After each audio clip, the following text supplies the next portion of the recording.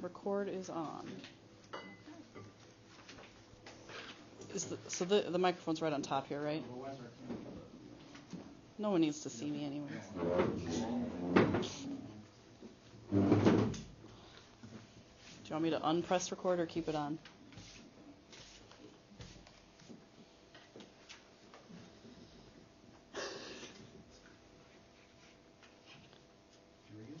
All right.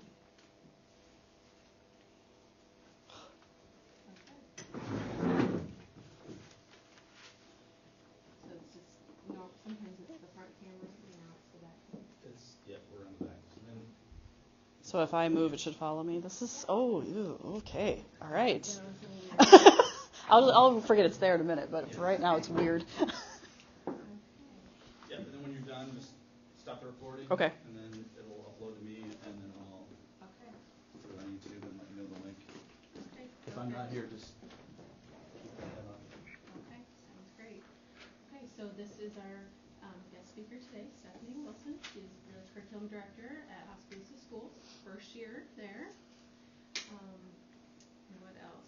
I sent out the 3 articles Awesome. that you sent, so hopefully they have read it. I read them. I read them over the weekend. Here to talk about standards-based or standards reference grading. I know We'll talk about the differences. referred to as both, and I'm sure there are differences. And project-based learning, and a couple of the articles were inquiry learning. Yep. Inquiry learning. So, okay, so I'm just gonna. All right. I'll introduce myself a little bit more in a minute. Can I get names in the room so I can try to remember those? I'm Kira. Keegan. Rachel. I'm Rachel. Kira, Keegan, Rachel. Jason, did you say? Jason. Okay. So I work with Jason's wife. And I just met him probably for the second time on the way. He was my ride here because I have 0 car today. So this always happens when the one day I need a car. All right. So I will try to remember names. I will try to be really good about that. So you can call me Steph. It's a whole heck of a lot easier than Stephanie. First year in my role as curriculum director in Oskaloosa.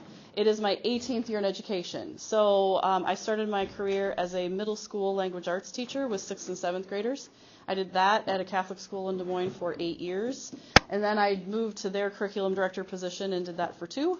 I was in Waukee for 2 as a curriculum director, in West Des Moines as her curriculum director for 5, and here I am in Oskaloosa. So that's kind of my history. It's interesting when I was asked to come in and do this today, I said, well, what do you want me to talk about? So I'm super excited to be talking about grading because it is one of my big, huge passion areas. And some of my other ones are student engagement, MTSS, and PLCs. So I also really like talking about PBL because it fits that first one. So if there's things that over the course of your education here that you just want resources on, please consider, my email will be at the end, please consider me a resource. I love to work with, I know you're not all undergrads, I know some of you are non-traditionals, but I love to work with teachers just getting into the profession. It's part of the fun for me. So don't be afraid to reach out to me, and my email will be at the end. So I'm going to practice what I preach to my teachers, so you have learning targets for the day. We are going to talk about PBL and about standards-based, and I have an hour, right? So that's a whole heck of a lot of information in an hour. So we're gonna do the PBL. That's why I thank you for doing homework for me. Don't you love it when you have a guest speaker and she gives you homework? Because it's going to save us some time along the back side of that to the background knowledge you'll have, and then we'll do some inquiry with that information. So hopefully by the end of today you can explain the main elements of a project-based or inquiry-based classroom, and we'll talk about the differences between those a little bit. You can explain the purpose of grading, and then articulate the basic elements of the principles of grading, and then also we're going to talk about the why of effective grading practices, just why we should do those. You're all kind of doing practicum hours? Do you call them practicum hours? Observation hours, like field experience. Are you all in the midst of that right now? Where are you all doing them in Oskaloosa? Okay, so you're familiar then, or you are becoming familiar with some of hopefully our grading practices, or what we say are our grading practices, because we're doing some work around those. So we'll talk about that as we go through this too. All right, I'm going to start just with a little bit of a video. So if you can kind of think in your head about those 3 articles you read, and then I'm going to play this video it's from Edutopia. around just a basic introduction to project-based learning. Everybody's definition for project-based learning is going to be a little different. You're going to notice that as you enter other districts. So we're going to start with this, and we'll talk through the articles so we can kind of come up with our own basic elements so that when you hear that term and understand that term, you all kind of have the same background in your head.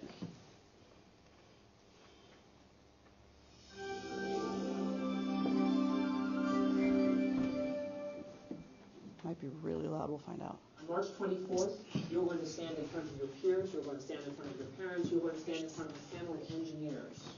You will have data, you will have graphs, and you're going to knock the socks off people. From now. Seattle teacher Scott McComb is outlining a project to his 9th grade physics class that will have them creating, building, and testing various wing structures that they will design in teams. McComb is part of a growing group of educators who believe project learning is the most effective way to teach. I'll try right now, so you know how to do it. When you think about project-based learning, learning that results in demonstrations of performance, real tasks that have brought challenges to students to solve, you can see that it's in context with the ways in which kids have to be able to be functioning adults. It's quite an improvement for us. Remember, first we didn't even hold water. Project learning is a hands-on, student-directed activity in which students create something that demonstrates what they have learned, whether it's a website, a play. Can you believe this arrogance? They think they can stop us. Nothing can stop us. Or a wing design portfolio. First thing you have to do is to give up the idea of curriculum. Curriculum meaning you have to learn this on a given day. Replace it by a system where you learn this where you need it. So that means you're going to put kids in a position where they're going to use the knowledge that they get. Projects involve in-depth investigations of subject matter which are often guided by professional experts who enrich and supplement the teacher's knowledge. We do this in the real world too, and it's very cool, and I'm hoping to show you how cool it is. I like doing hands-on projects more, just because I feel I learn better by learning from my own experiences. When we were doing the wing project, I learned, like, our first wing was really bad, and then our third wing we did really well. Current research shows that project learning can be more effective than traditional instruction in increasing academic achievement. It is also effective in helping students understand, apply, and retain information. Other benefits include building skills like critical thinking, communication, and collaboration. Students who work on projects show increased motivation and engagement in their studies. Our task was to create a high-efficiency, low-weight wing that, when tested, it would show the values you'd want for a real wing. These kids, the way they present themselves, they're articulate, they know what they're about, they know what they've learned, they've obviously been able to work together. And in a situation like this, for 9th graders to pull off something like that is absolutely remarkable. Here's our data for our wings. This would be first round, would be 1, 2, and 3. For more information about what works in public education, go to edutopia.org. All right. Oh, I have to let it finish. There we go.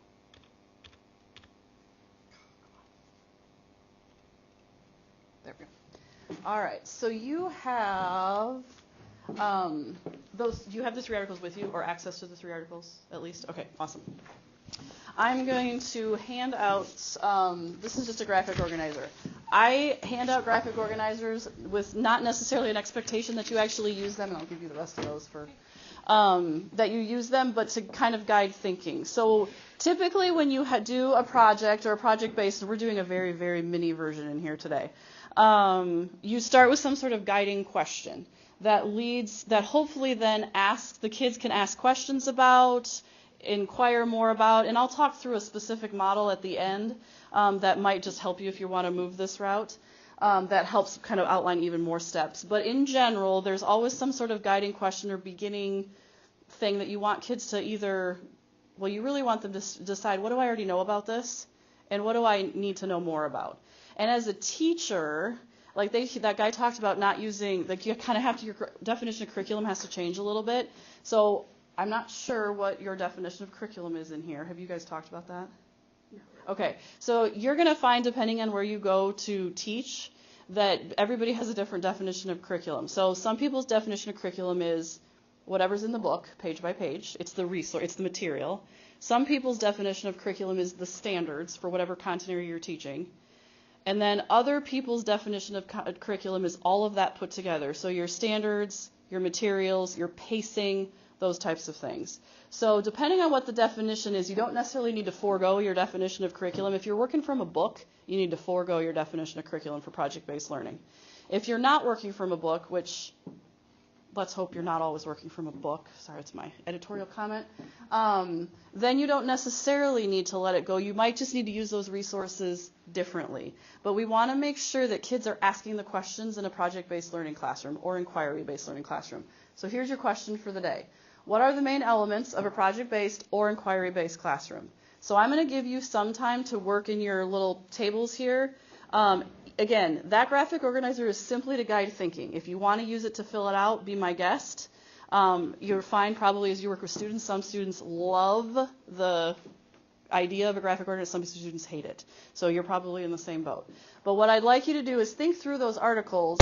Think about the most important points. So MIP's most important points, because it's education and we have to know every acronym in the book. So think through those. What are the most important points of each of those articles? And then I'm going to ask you to synthesize all those most important points together. So as a table, come to consensus on your most important points. I highly recommend no more than 3 per article for the sake of time and the rest of the activity today. Questions on the task at hand? All right. And I'm an eavesdropper, so don't stop talking just because I walk around.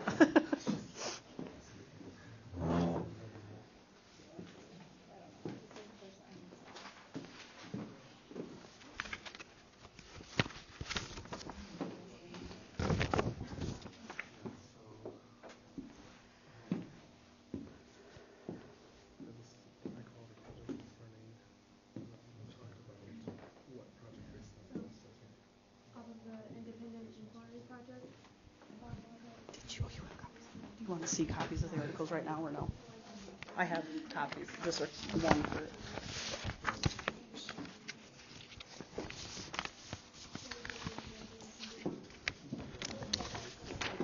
I didn't print them out. No, you're good. I rarely do print them out. I just happen, just in case they refer to it. I'm like, I don't remember.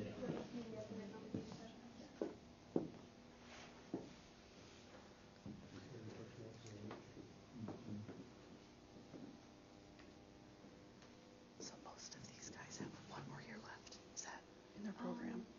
A couple of them are student teaching in the fall. Okay. And they're all student teaching within the next year. Okay.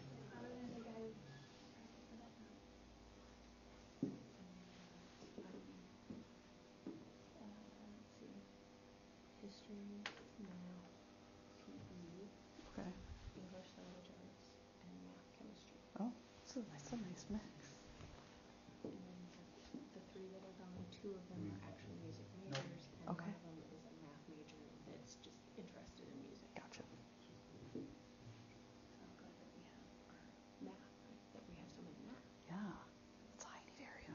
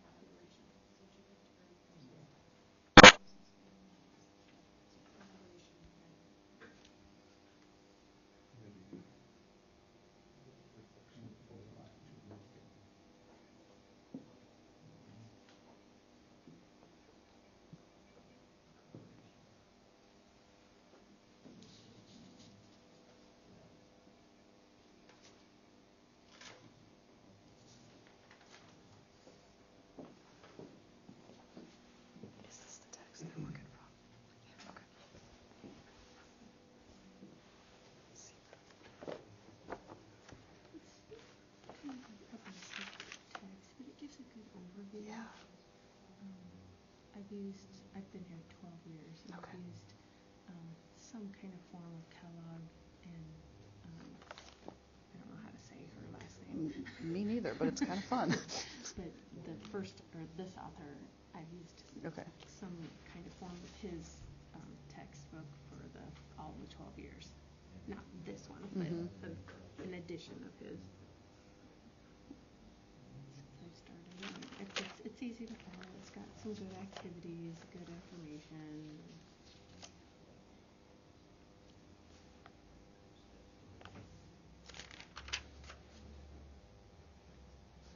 And then we have another text, 50 Strategies for Active Teaching, that I love.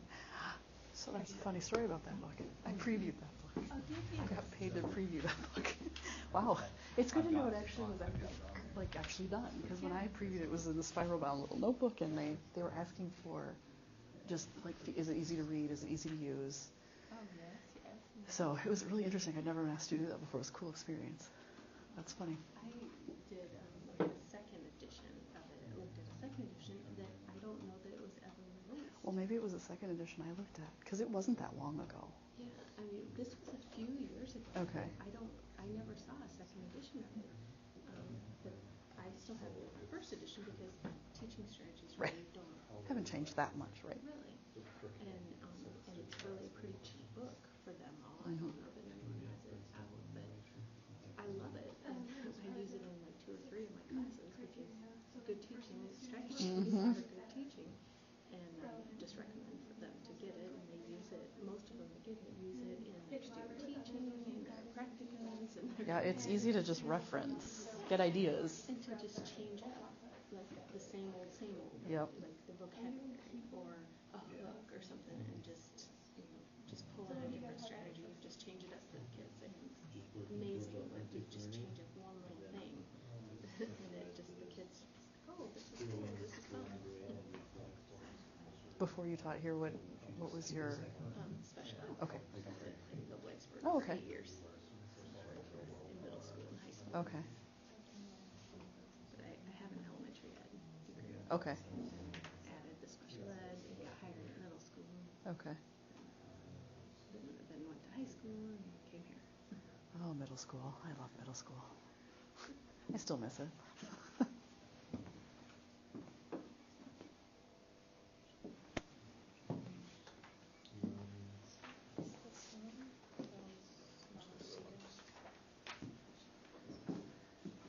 Is 5 more minutes enough? Yep, okay.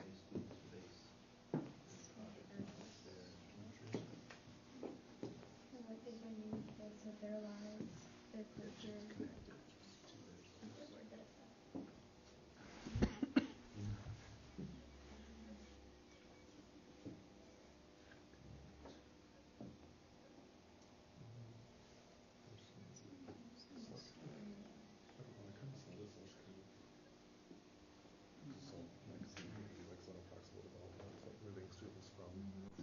Guided instruction to more free thinking, like designing their own projects, forming their own questions about the subject matter, versus feeding them everything. Yeah. If that makes sense. So.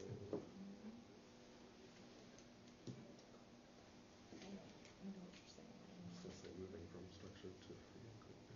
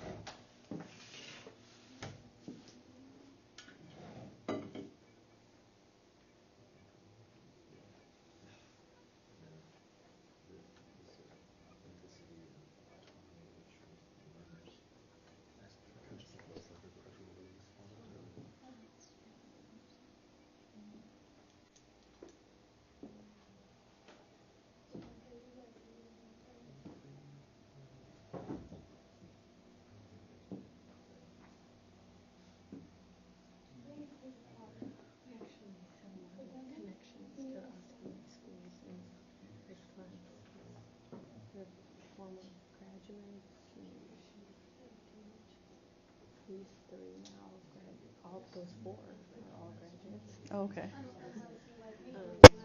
I'm not a graduate, but all 3 of my kids are graduates. Masters of schools. Okay. The kids that are gone, one has a child in the schools. Of course, his wife Mm-hmm. works there. He has kids in there. Her mom works for the schools. So just lots of It's kind of fun. connections, yeah. Yeah.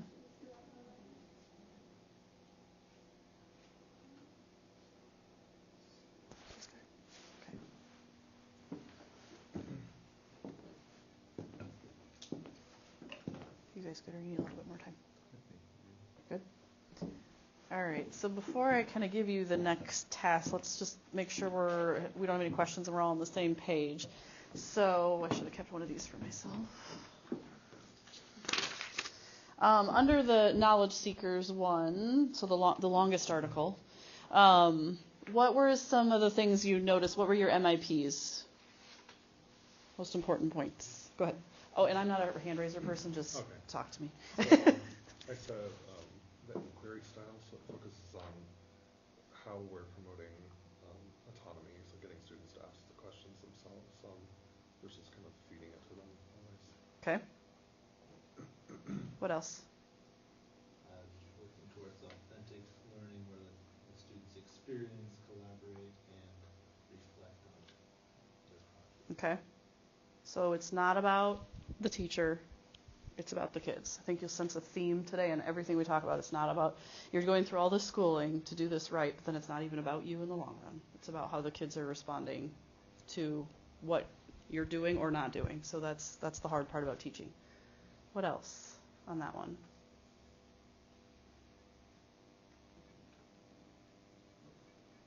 I remember names, so I will call on someone. We also looked at that little inquiry process. Mm-hmm, the circle. Mm-hmm. And we thought that was just a really concise way to show kind of what those stages are and how to actually build it to move them from one point to the other. Awesome. Any questions about anything that was in that article? And I know the premise of that article is kind of about inquiry with teachers too, but it all translates back. How about the high quality project-based learning one, the one with the big HQ on the front? What were some of your most important points in that one?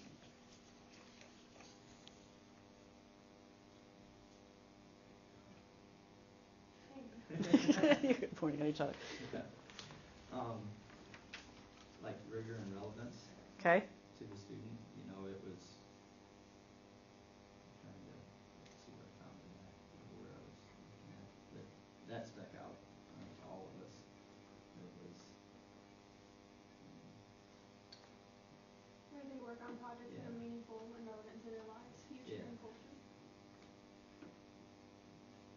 They connect it, to themselves personally, which when it's connected, when you can directly connect it to you, you're more willing to participate. And probably more apt to remember.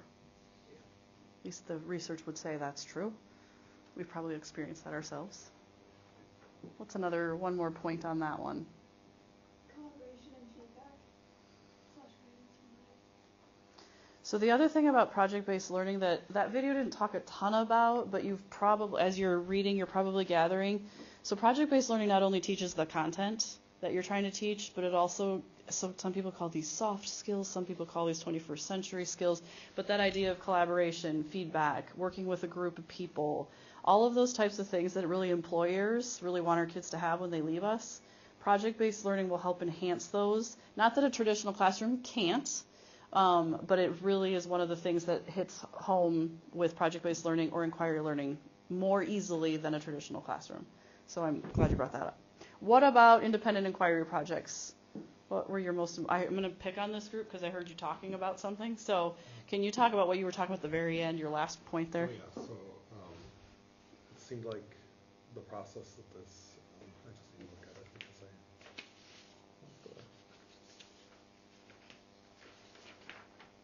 this little image in the front kind of moves you through the types of student inquiry. So it moves from like a very structured inquiry to free inquiry, which I thought of as like gradual release, but I also kind of related it to zone of proximal development, where we're discovering what the students know and what they need to be able to get to the next step. So. Awesome. What was the most important point this group had for that article? We had the gradual release, the same thing. He was talking about. Okay. Scaffolding. So a lot of times what especially new teachers or new to the profession teachers do when they jump into project-based learning is jump full-fledged into that far end of total student choice. I'm going to recommend you do not do that unless you don't want a life outside of school, because that's extremely difficult. And if kids haven't been trained in how to do that, they struggle with that amount of choice, and they struggle with those amount of options in front of them. So not saying you have to start all the way over to that would be your left-hand side on the article, but thinking about not only gradual release for the kids, but gradual release for you as a teacher. So most of us were taught probably in a pretty traditional style, unless we went did anyone go to school overseas or anything like that? You did? So you probably experienced some more inquiry type activity. Can I ask where you went? Belgium. Okay. Did you go to an international school or did you go to a Belgium school? To Belgium. Okay. So depending on the school, and the only reason I ask is because I went to an American international school, and they're a little different. So you might have experienced something a little different, but when I came back to the States, it was pretty traditional, pretty much teacher-led, those types of things. So if you were taught that way, we often tend to teach the way we were taught. So thinking about how to help yourself gradually release into that more student-led opportunities, this was a great article. And I don't typically find educational articles on Facebook, but this is where this was. So sometimes those resources you don't think are helpful will be helpful. So that's why I liked this one. Let's talk a little bit about project-based versus inquiry. What are your thoughts? So I gave you articles on both. How are they the same? How might they be different?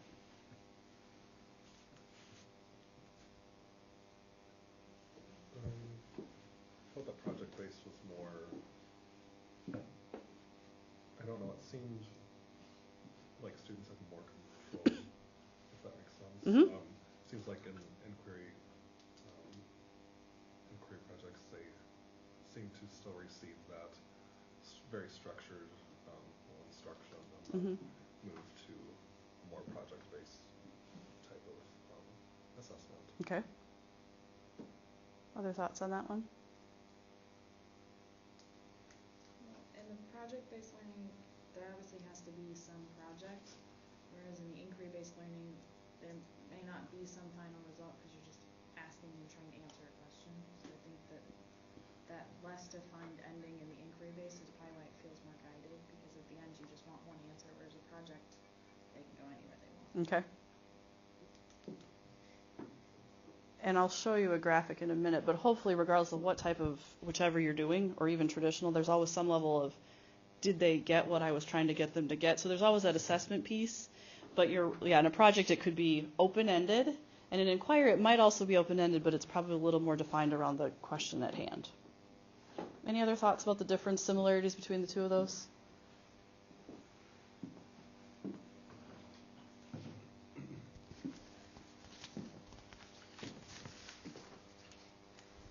They're used interchangeably, which is one of the reasons I wanted you to have both terms in your head. Again, everybody comes to the table with different definitions of these two things. So depending on now if you're in a district that kind of lets you do whatever you want to do in the classroom, as long as it's within the best interest of kids, you don't necessarily have to define it. But some districts have gone to the work of really defining what they want project-based learning to look like. So those of you working at Oskaloosa High School, is that everybody in this room, or some of you at the middle school? Okay. You probably have seen different versions of project-based, and we actually at the high school this year have gone more the route of, sorry, I'm going to steal this, thinking about this, that there's multiple ways to do project-based learning, and it's really about what's best for the students and the teacher at that moment or the content area. So it used to be really, really wide open, And teachers were struggling with that idea a little bit. Not struggling with the idea of it, just how to do it the best way possible. So we've kind of made it so it can look like different things. So you may want to ask your cooperating teacher or whatever you call them. What do you call them? Host teacher. Host teacher. All right. See, I have to learn the lingo. Host teacher. Just some of those different ways that they can do it. What I've given you is one. This is actually a company. So this is from New Tech Network. So New Tech Network is a company that does project-based learning stuff. Has anyone heard of the Buck Institute? So if you're ever curious about project-based learning and you want everything you could possibly want, the Buck Institute is, if you just Google the Buck Institute, it'll come up. They have high-tech highs. They're called high-tech highs, and they started in California, but it has since shifted all across the nation. New Tech is a part of that. So this right here, and I give you this not because this is the way to do project-based learning, but it is a way that has been helpful to see it like kind of in a linear fashion. For those of you who are visual, this might be helpful. So the top you see there is a pretty traditional way of teaching with a project at the end. So I'll be honest, I used to say I was a project-based teacher. I was not a project-based teacher. I did this top part. So I did a lecture, I did an activity, I did a quiz, I did all that stuff, and then we did a project at the end. So I was an English teacher. So, we'd read a book, we'd read The Giver, and then we'd talk about The Giver, and then we'd do an activity, and then we'd do a project at the end. That is not what project-based learning is. So if you're truly doing project-based learning, or even inquiry learning, there's those steps kind of go over and over and over again, but the project is embedded into each of those steps. So who are my science people? Is there any science in here? I know you just told me. Okay, are you familiar with the new science standards? Tried to look at them, okay. And I get lost every time. Well, I'm not surprised. All right, because I'm with you. So those are set up to be ingrained, like projects are ingrained in those. If you're really teaching those standards, am I a social studies person in here? That's right. Those new standards, have you looked at them, the new Iowa ones? Okay. So they're better than the old ones, much better than the old ones. But those are also set up to be more kind of project inquiries too. So those are stuck in math and English or PE. You're my PE person, aren't you?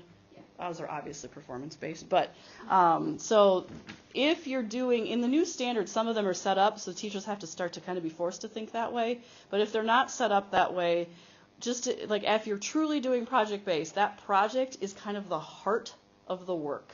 And everything revolves around it. Instead of being over here separate at the end, it's in the middle of it.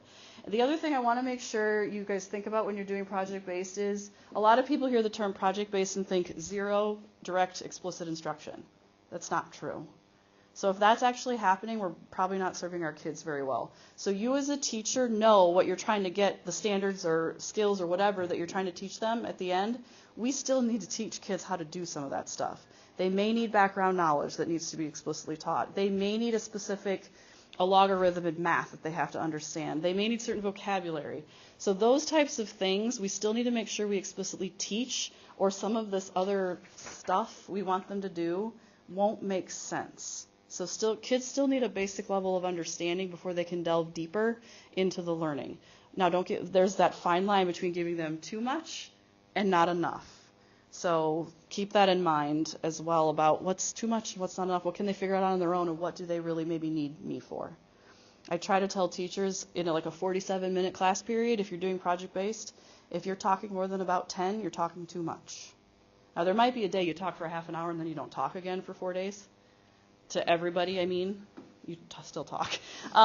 But if you're doing a lot of talking, you're reverting back into some of that old traditional, what I call sit and get style. And that's not going to be beneficial for kids. It won't be meeting these needs. Also, please notice the amount of assessment that is in this model. So the assessment isn't just at the end in projects. Those where it says benchmark, sorry, I should have explained that. Where it says benchmark, those are assessments. So those are points in the learning that the teacher wants to make sure we are at where we should be. And then if we're not, we're doing something about that. So not one summative assessment at the end, but quite a bit of formative assessment throughout the course. So this is just for you to have. It's not the right model. It is a model that there's some districts in the state of Iowa that are using that model.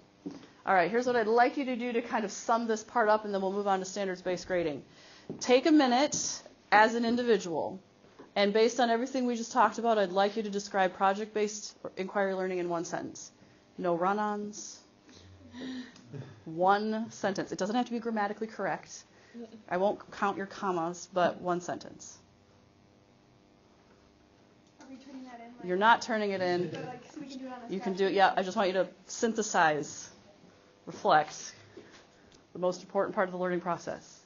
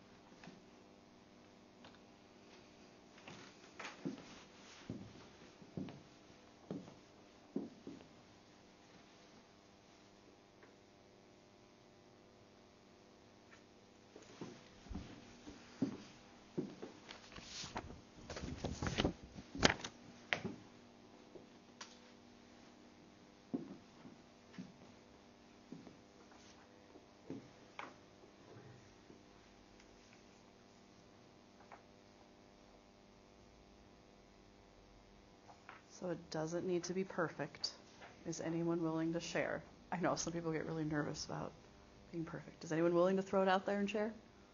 Sure. Go ahead. It's great, but I said it's a student-centered instructional model in which teachers structure open-ended student learning around a central question or project. I would say that pretty much nails it. Go ahead. Yeah, project and inquiry-based learning focuses on the student as a learner and how we as a teacher can best guide them through authentic instruction to authentic assessment. Leave it to the English one to have a large, compound, complex sense. I like it. It's good. Anyone willing? Mine was the same. Same thing? Same exact thing. I love that. Ditto what you said. The thing is, if you're all relatively similar, that's a good thing. Then we did our job today, and you got that. All right, so again, one of that big things that I did as a teacher was I forgot that reflection piece, because the end of the bell rings, whatever happens. So that reflection piece is big. So it doesn't have to be that exact reflection, but some way to get kids and you're not kids, students, to remember what you just did is helpful. All right, let's talk grading. And I will try really hard not to get on soapboxes. So tell me to get off of them if I'm on them. All right, so what I want you to do is look at that slide. So there's 3 phrases above the line and there's 3 phrases below the line. Given what you know, why is there a line in the middle? Okay, so which ones are which? Okay, do's on the top, do nots on the bottom? Okay. No, it's just not grade. Yeah. The grade shouldn't be a motivator. So you wouldn't want to say to the students, hey, you're going to fail this class, so why don't you step it up a bit? Because that's how my parents got me to do mine. Okay. We should motivate our students, just not through grades. Not through grades, okay. Any other thoughts about why the line? The purpose versus not the purpose of grading. Okay, so on top, purpose. On the bottom, not the real purpose. Okay. So you guys are really, you're right on. Not only purpose, but the top works, the bottom does not work. So you guys were kind of getting at that. We have in the past used grades to motivate. So your parents maybe, or a teacher, well, you got a 0, so you better step it up. For some kids, like a minutia, that actually works. Majority of kids, that does not work. Same with, it's really not a punishment to some kids. If they want to fail, they're going to fail. It's not going to matter what you're going to say to them. So, and then it's sorting students. We still do this to some degree in some places, using grades as an opportunity to get into advanced classes, or an opportunity or remedial classes, or all sorts of things like that. Colleges have gotten away from sorting students that way. I don't know what the requirements to get into William Penn are, but grades are not as important of a factor as they used to be, because every school's different. So there are some schools now that will take the letter grades of let's say you get all A's and you went to Oskaloosa High School. They look at that differently than if you got all A's and you went to Eddyville High School, because they're starting to figure out how teachers grade and who inflates grades. So really the letter grade on a report card isn't as important as it used to be, so that sorting students isn't as big of a deal. Top 3 work, and it's why we should be doing what we're doing. I think this quote is important.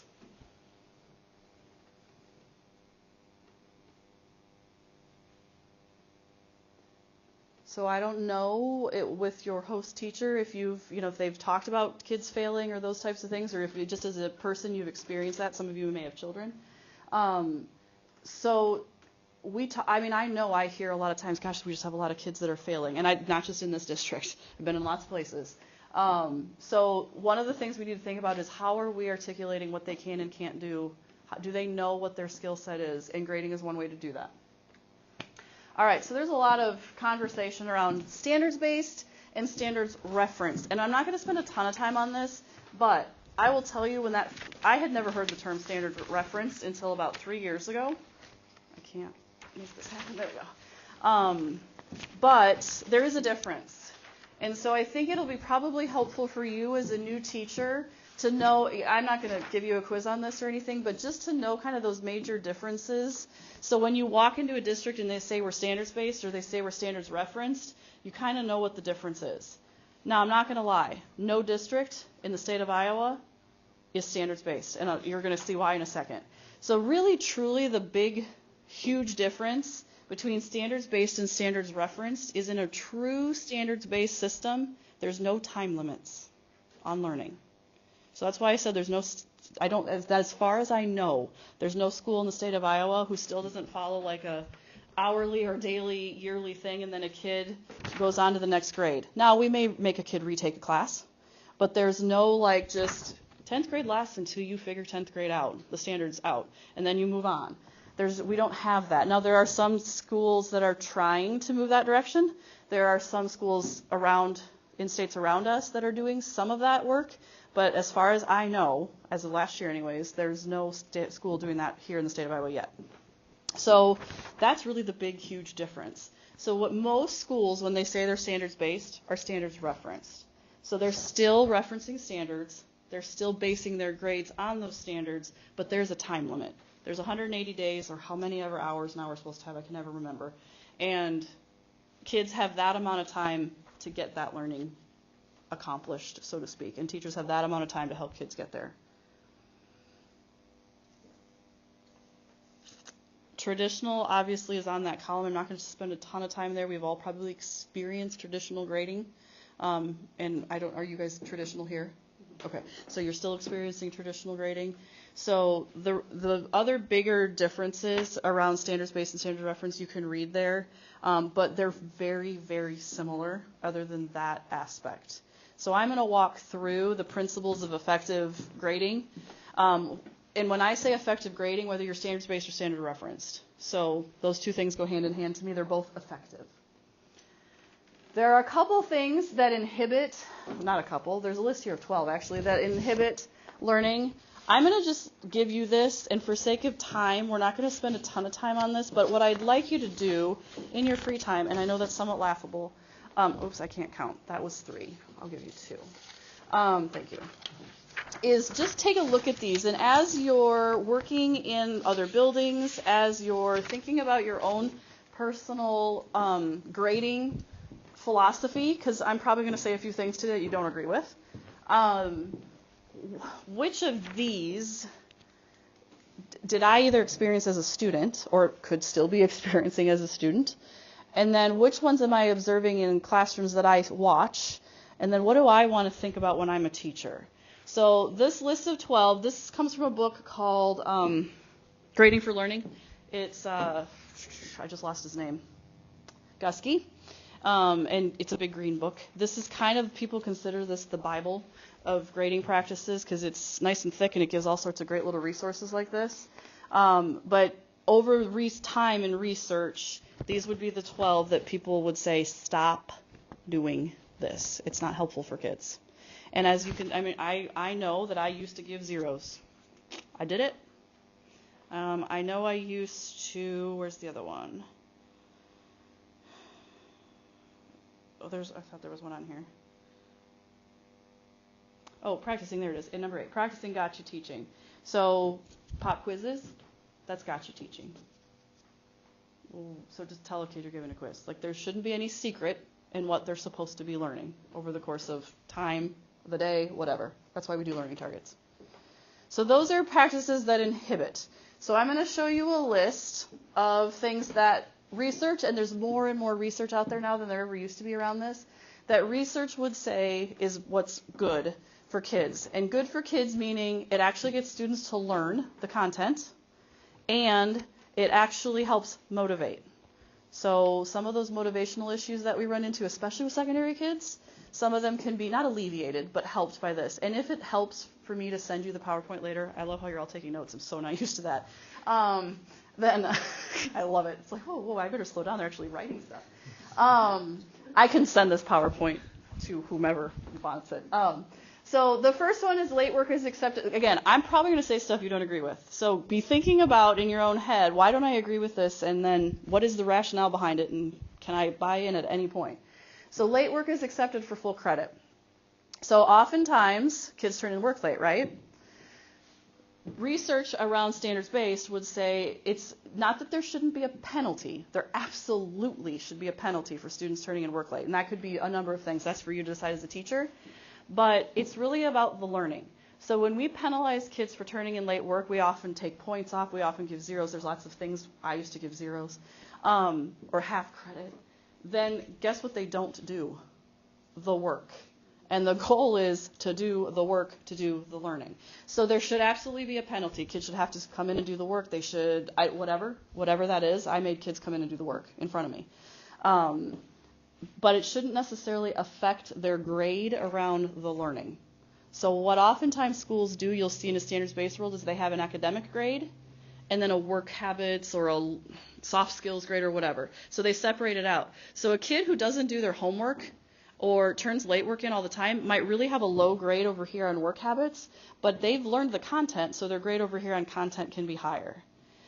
People say, well, do colleges even look at both of them? You know what? They do. Because colleges are looking for kids who can work hard, too, not just know their stuff. So colleges will look at both of those. Questions on that one? It's hard. That's the hardest one for me. How does that figure into a grade point? That's a good question. Every school does that a little bit differently. So some schools use that as a separate grade point average. Some schools figure that in some mathematical logarithmic way that I can't comprehend because I got nothing there. Others report it out as a number and just keep it the number. It really varies on how schools decide to do that. That was the hardest one for me. So it's really counterintuitive. When I stopped counting late work, so I was a teacher under a standards-based system. When I stopped counting work late, I had less missing assignments. It's very interesting. And I asked kids why. And they said, because you actually made us do it and we understood how it helped our learning in the future. Versus you just told us you got 50% and I was off the hook. They were off the hook before, they weren't off the hook anymore. So it's a little counterintuitive. But consequence, yes. Consequence on academic, no. Extra credit is not an option. So it depends on what that extra credit looks like a little. Extra credit for bringing in Kleenex, not an option. If students are going above and beyond the work they're doing, so you're expecting this, and students go above and beyond that, then the conversation about, it depends how you're scoring. If you're giving points, extra credit for that is possible. If you're scoring 4, 3, 2, 1, which some of you have seen in our Oskaloosa schools, then that's where that 4 comes in. So again, it depends a little bit. The other thing is if you're not taking off points for late work on their academic side, and you're letting kids do retakes, which I'll talk about in a minute, why do we need extra credit? Because why do kids want extra credit? To fix their grade. To fix their grade. It's really not about more learning. It's I'm at a B-. I really want to be at a B+. So what can I do to get extra points? Which has nothing to do with learning, usually. Okay? Behavior. So this is kind of what I just talked about. So behavior, anything that's related to behavior, there's a caveat with that one, should be separate from academics. So there's a list there, that's not all of them, but participation, so I used to grade participation in my classroom. Technically that's a behavior. Now, if you're teaching an English class and the standard is speaking, they have to speak, right? If you're teaching a PE class and the standard is engagement in the activity, I can't remember the one where they're supposed to be working in groups, there's one like that, they have to do that. But if you're scoring understanding, so I know the English standard's best, so I apologize, but understanding theme in a text, kids don't have to participate in order for you to know that they can do that. They could write it down, they could talk about it, whatever. So keep that in mind. And like, I literally know teachers who, I don't know if they still do, but used to, like, if you didn't raise your hand 3 times in the class period, they'd knock you down points. So think about that a little bit. Again, those things are super important and should be paid attention to, but separate from their academic learning grade. Okay? Here's the other one people don't like. I just know the ones that are going to make people go, ooh. Retakes for full credit. Here's the caveat to this one. Retakes with hoops for full credit. So it's not enough just to say to a kid, oh, you can retake it. Because you know what some of them are going to do? You all know what some of them are going to do. Right, I'm going to mess around the first time because I got another chance. But they don't typically do that unless they're really struggling. So some kids just struggle if there's hoops attached. So the research around standards-based would say, yes, you should allow retakes within reason and with hoops. So what do I mean by with hoops? They have to do some type of relearning experience. They might need to finish the homework they didn't do. They might need to come in and get some extra support from you as the teacher. They might need to work with someone else who did well on the test that's willing to help support. There's lots of options there. But they have to do something to prove to you they're ready to retake. If not, why retake? And then secondly, within reason. So you as a teacher want to have a life outside of your classroom, I hope. So you retakes all the way through the course of the year for something that happened in first trimester, in our case, in an USCI, and redoing it in third trimester, that's somewhat silly. Like, there's a whole lot of learning that's happened there. They probably should have retaken it first. Or retakes the day before the trimester grades are due, also silly for a teacher. So be thinking, if your district's doing that, how does your team, or if you're the only one teaching that content area, how does that look for you? And make sure you communicate those hoops and those criteria to kids ahead of time. So it doesn't mean, so I'll use Rick Wormley is like my edu hero. I love him dearly. He's coming to Oskaloosa next year, by the way. So if you're still around, we should invite. That's a good idea. We should invite you guys. Sorry, this is how my brain works. Are you guys paying Oxford schools? So anyways, we'll talk about that afterwards. But he would say teaching is about deciding how hypocritical you want to be, because it's a really hard job. So if we can be doing what's in like non-hypocritical work 51% of the time, we're doing pretty darn good. So there's going to be times where you tell a kid, no, you cannot retake. Grades are due tomorrow. And that's just life. Now, lots of people would say, well, that's not real life. Like late work, retakes, we don't get to do that stuff as adults. Guess what? We do. So I didn't have to retake my driver's test, but some people do. Did you all take the praxis? You will have to take the praxis. Some of you may have to take that more than once. Maybe, yeah. Oh, true. That's right. So silly. That's a silly one. Silly legislator. That's all I'm going to say. Or pick a different test. Like lawyers, some lawyers have to take that test multiple times. And that's okay, because in the end, it's really about what you learned at the end. Also, late work. So the one that I get the most is, well, you can't turn your taxes in late. Actually, guess what? You can. I don't know that for a fact. I've been told, but there's a penalty. There's a steep penalty, I've heard. So there as adults, I can tell you there were 3 teachers the other day who didn't turn something into their principal they were supposed to, and he was mad as heck. We're adults. It happens to us. We're also adults, and we're teaching kids. So we need to teach them those skills so they can do them as adults.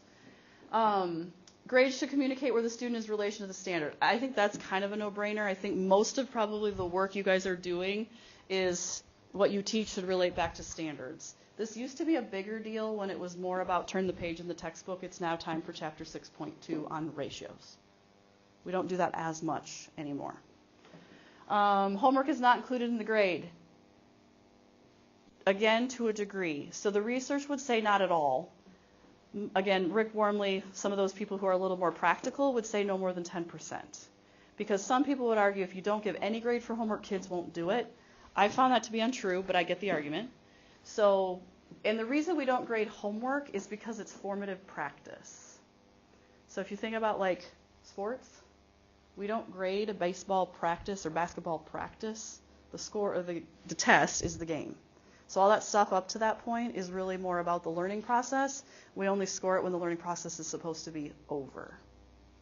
So that's the reason for that. But again, a lot of people do like that 10% rule so kids see there's still stake in the game to get homework done. The other thing some teachers do is in Infinite Campus, or any system will do this, but Infinite Campus will let you weight something as 0. So you're still entering homework in the grade book so parents see if it's being turned in, but it's not being calculated in the final score. So that way you still get those parents who say to their kid, you have a missing assignment, get that in. Grades should not be averaged and include most recent work. This is honestly the one that's almost most difficult to figure out how to do because we often use systems that average grades together. So when we're thinking about averaging, oftentimes we average from beginning of the semester to the end. And if we're including homework and all those things, that can skew. So by the end of the semester, trimester, kids often know more than they did at the beginning, right? I hope. But if we had just looked at those last areas, we would get a better indication. That's super hard to do on the way our grading systems are set up. So we also have to figure out a way to finagle that. One way to think about that is in that same book where that list of 12 comes from, he talks about, so has anyone ever jumped out of an airplane with a parachute? You have? Awesome. So if you've ever done that, it's a little scary thing, right? I was tandem too, but it's still scary. Yeah. Let's be honest. We're jumping out of an airplane. So he wore a helmet. I didn't. I'm like, why didn't you get the helmet? He said, because if I get knocked out, you're in trouble. I'm like, oh, good point. So, but when you're jumping out of an airplane, I mean, there's lots that goes into packing a parachute and all that stuff. So he has a little graphic that there's 3 people. Person number 1, as they started out really well, like they packed this parachute, it was perfect packing, and then they slowly got worse. And then there was person number 2 who kind of went all over the place, like good one day, bad another, good one day, bad another. And then there was a person who started out poorly, but by the end of that did really well. Like the last 4 times they packed it, it was perfect. Who are you going to jump out of the airplane with? I know who I'm jumping out of the airplane. I'm jumping out of the airplane with person number 3. I don't care what he did the first 4 times. I care what he did the last. If he consistently can show me he can pack a parachute. Or she. I don't know why I say he.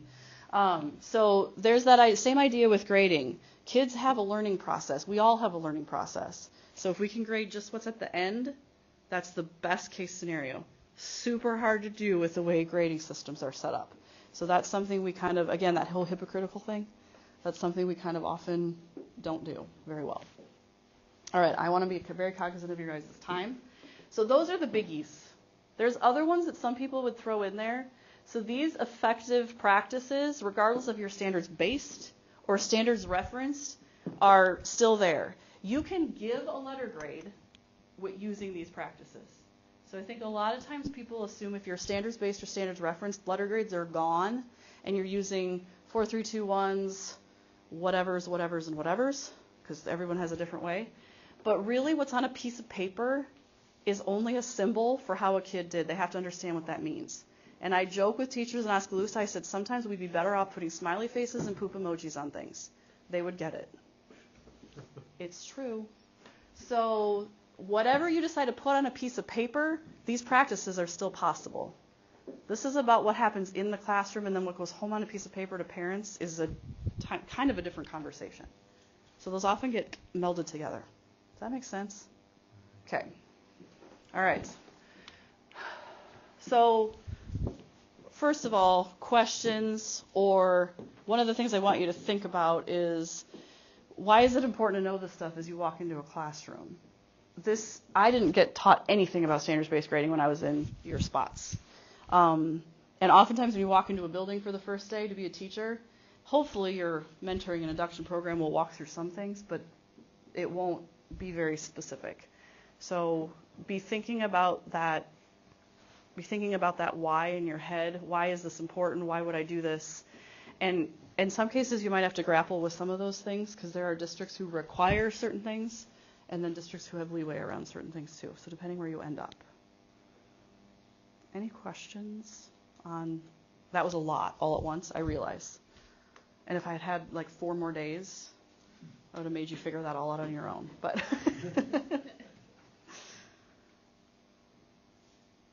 And I'd be happy to share this if it helps, the PowerPoint. There's not a ton there, obviously, but I can share that. And again, I'm a resource to you. So if, I think my email, I said I have my email, and I do.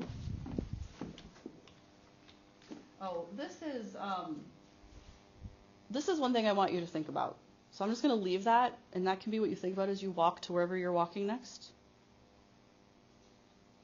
It's really not about grading practices. It's about everything else. And there's my email. Get out of the way so if you want.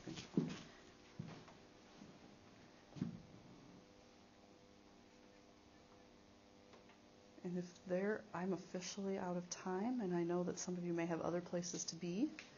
But if you have questions, let me know. Thank you. I don't get to do this very often. This is fun. So when you emailed, I was like, oh, yeah, that'd be awesome. So, but again, if you need anything from me, or if there's resources or whatever that you just want more of or whatever, most of this, all of this, I can make electronic. So just let me know. Okay? Awesome. Thank you. So